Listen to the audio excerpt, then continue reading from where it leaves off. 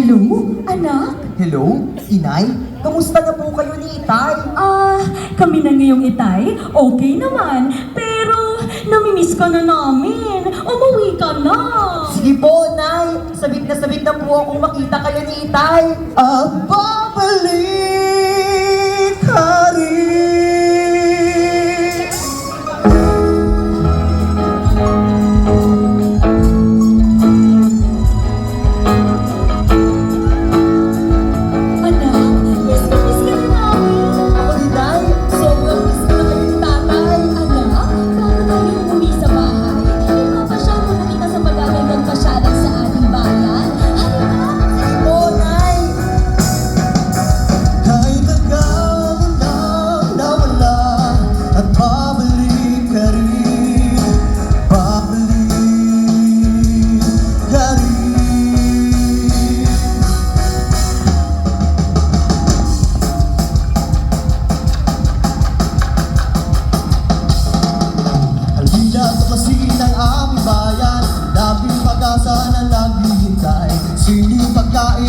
Tradisyon, kultura, turismo, bumangon ngayon sa bayan ng tubig. Tayo ay aahon. Anong bumuknoy? May sasabihin ako sa'yo. Ano po yun, Inay?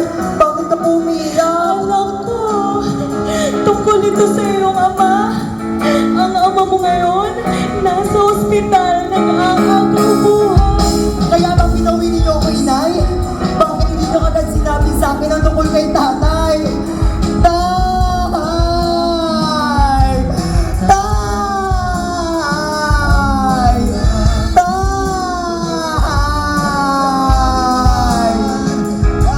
Magandang araw. Ako nga pala si Attorney Arthur Gonzalez.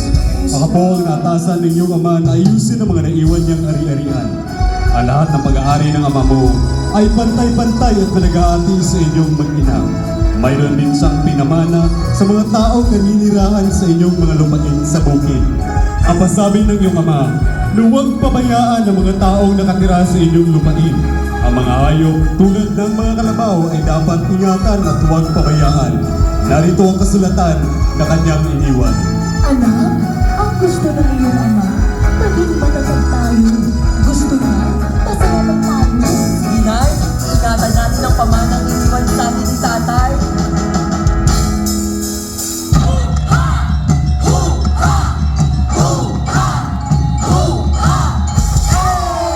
Dayon ka mo sa magwas ang tubig!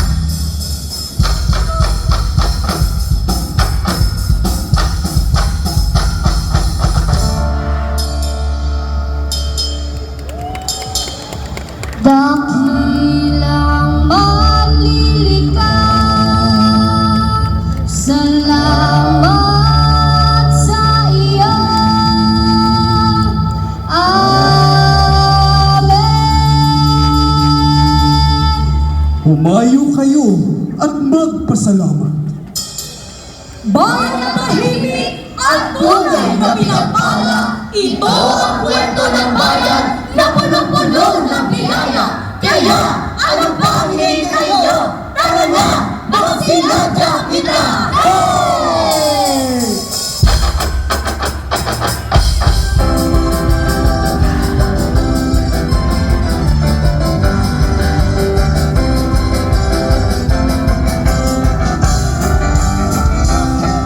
Sa bayan ng tubig may kakaisa, sa bayan ng tubig may siya. Ito ang tunay na pamana, ito ang tunay na pamana. Wow, tubig! Wow, tubig!